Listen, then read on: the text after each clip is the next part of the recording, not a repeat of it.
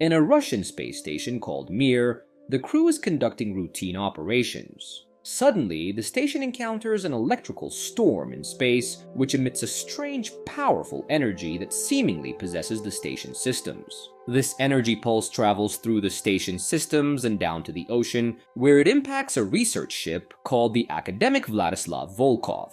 The entire ship starts to malfunction. The crew realizes that someone has gained unauthorized access to their mainframe computer, sending the ship into chaos. Panic ensues as everyone on board collapses and screams in fear. A week later, we see a boat towing cargo through a fierce thunderstorm. Inside the cabin, the crew struggles to maintain control, while the captain casually drinks beer. Kelly Foster, one of the crew members, does her best to steer the ship out of the storm. In the engine room, water begins to flood in, causing senior engineer Steve Baker and the others to panic.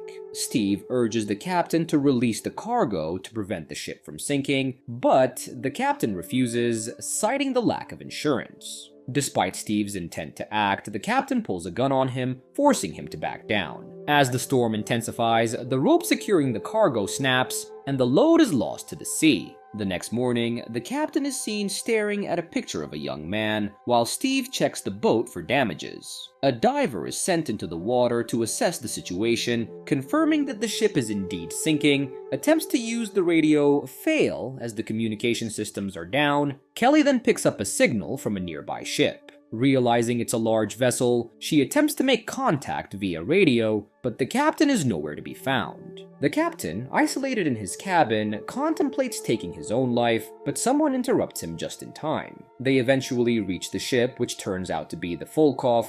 Strangely, despite the events that transpired, the Volkov is still afloat. The captain attempts communication, but there is no response. All but 2 members of the crew aboard the Volkov to search for any survivors. They find no signs of life, although there are bullet holes and traces of blood scattered about. The crew assesses the ship and estimates its value at nearly $300 million. The captain mentions that if they can tow the ship back, they could claim 10% from the Russian government, $30 million. Steve and Richie are thrilled by the prospect, but Kelly remains skeptical and uninterested. She warns them that, according to maritime law, if they find anyone alive on the ship, the salvage would be illegal unless the survivors are intruders. Steve and Squeaky are tasked with restoring power to the engines. As they work, Steve becomes suspicious, sensing that something isn't right. It all seems too convenient. The control panel appears to have been deliberately tampered with. Despite these concerns, they manage to restore power. The lights come on and the computer system begins operating. A loud noise reverberates throughout the ship. Meanwhile, on the Sea Star, Hiko and Woods manage to secure a rope connecting the 2 ships. Kelly is startled to see the Volkov's computers operating on their own and calls for the captain. Suddenly, the Volkov's anchor drops unexpectedly, piercing the deck of the Sea Star. Water floods in, and the Sea Star begins to sink slowly. The captain orders Steve to rescue Hiko and Woods. Kelly tries to jump to their aid, but the captain stops her. Woods emerges unscathed, but Hiko suffers a leg injury due to the anchor. Steve tells Squeaky that they've lost the tug, but Squeaky insists that everything is working fine, noting that the ship appears to be automated. Steve, however, is convinced that someone else is controlling the ship and orders Squeaky to seal the engine room. Captain arrives and reminds Steve that he's still in command. After a brief argument, they agree to set aside their differences for the potential $30 million reward. The captain takes charge, issuing orders, and the crew follows suit. As Squeaky searches through some files, he hears a strange sound. Investigating with a flashlight, he spots a wire being pulled through an opening. Suddenly, a spider-like robotic creature emerges, and before he can react, the wires strangle him. Woods and Richie enter a room filled with ammunition and begin gathering weapons. As they continue searching, they come across missiles, which they admire briefly. Richie spots an ejection seat and shows it to Woods before they notice a room with a significant amount of blood. In the medical bay, Kelly is busy stitching up Hiko's wounds. The captain asks Kelly, Hiko, and Steve what they plan to do with their share of $3 million. Kelly calmly replies that she hasn't received the money yet. Suddenly, someone bursts out of a cupboard and starts firing at them. Though shaken, everyone survives, and the attacker collapses. Upon removing the attacker's mask, they discover it's a young woman. Steve checks her pulse but finds none. Steve tries to contact Squeaky, but after getting no response, he orders Richie and Woods to return. However, the two keep exploring and are soon attacked by a robot. They manage to destroy it, but they can't figure out what it is. The young woman, who is revealed to be Nadia, regains consciousness. Kelly tries to calm her down as she aggressively eats a candy bar. Nadia urgently tells them to cut off the ship's power, warning them of the danger they're in. When asked for more details, she explained that something came from the Mir space station. The captain dismisses her story as nonsense. Nadia, clearly distressed, runs toward the lower deck, but Kelly follows and convinces her to drop the axe she was holding. Nadia frantically explains that machines have taken over the ship and are controlling everything. She reveals that she and her captain, Alexei, were the last survivors. Kelly helps Nadia up and brings her to Hiko. Meanwhile, Woods and Richie enter another room and discover some automated robots at work. They inform Steve of what they found and continue deeper into the ship. Later, Woods wants to turn back, but Richie persists in tampering with the dangerous machinery. They are soon attacked by more machines, leading to a close call where Woods is injured in the chest.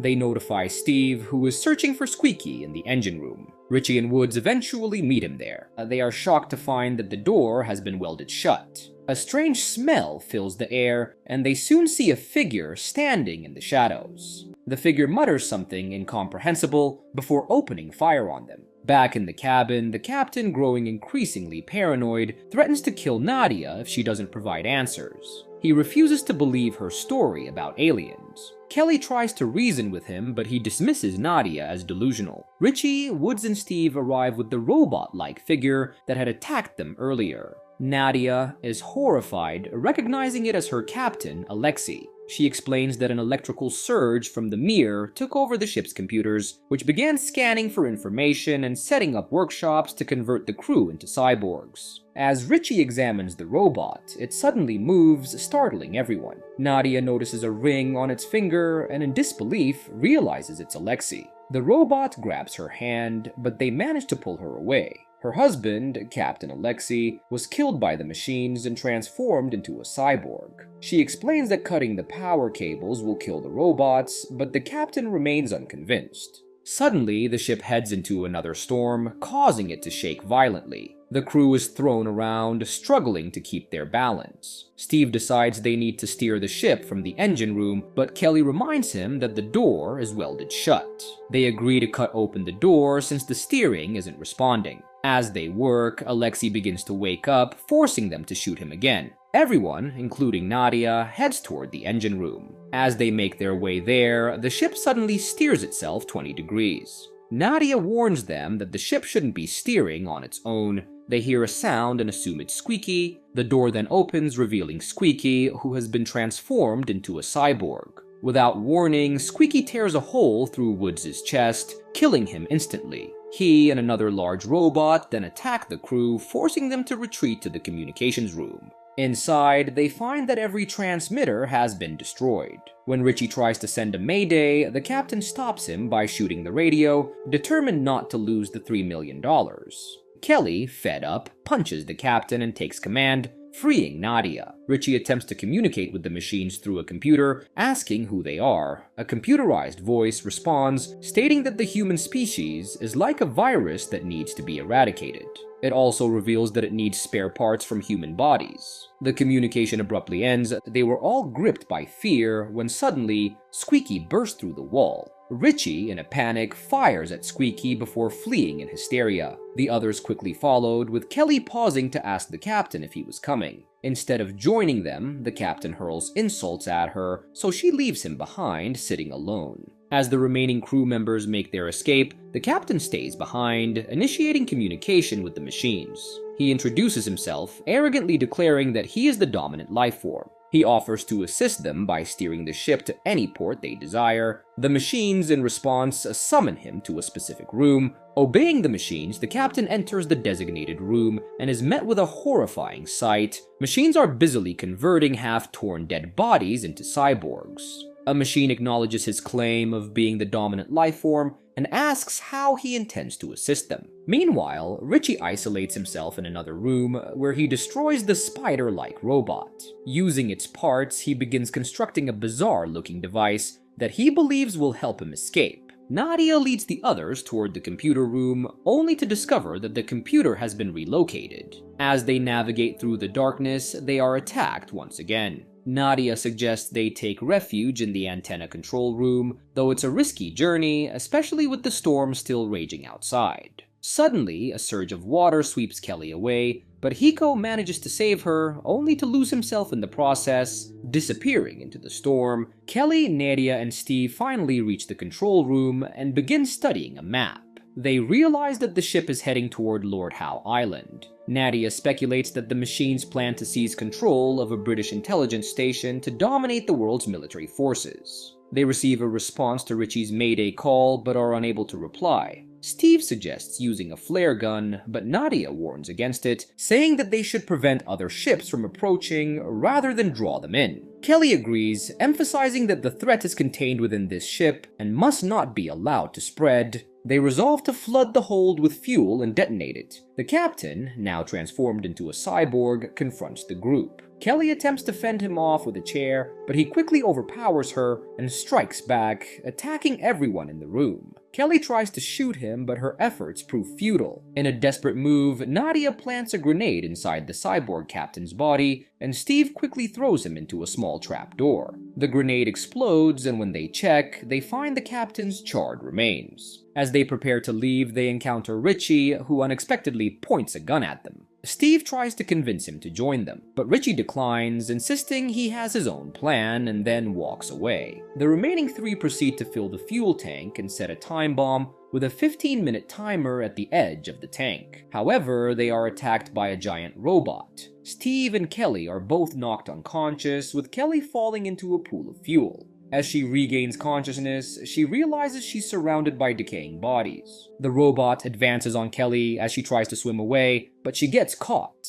The robot then begins torturing her, tying her to a pole and demanding to know where the detonator is. Just as the situation grows dire, Richie and Nadia launch an attack on the robot, coming to Kelly's rescue. The robot, however, retaliates by destroying the room, causing debris to collapse on Richie and Steve. Nadia and Kelly manage to escape, but the robot gives chase. Steve regains consciousness and finds Richie gravely injured. With his last breath, Richie tells Steve that the missile room is the only way out before he dies. The robot catches up to Nadia and Kelly and reveals that it has defused the bomb. Nadia urges Kelly to head to the upper deck, but when Kelly hesitates, Nadia pushes her to safety. Nadia then sacrifices herself by shooting a flare gun at nearby gas tanks, causing an explosion that destroys the robot. Steve and Kelly reunite and make their way to the missile room, where they find the ejection seat Richie had mentioned earlier. Steve insists that Kelly use the seat since it's designed for only one person, but Kelly refuses. As an electrical surge enters the room, Kelly pulls Steve on top of her, and together they manage to escape safely in the ejection seat. The mechanism triggers a massive explosion, and the ship's energy dissipates into the seawater. The explosion is spotted by a passing US naval ship. Steve and Kelly are found floating on debris and are rescued by a helicopter.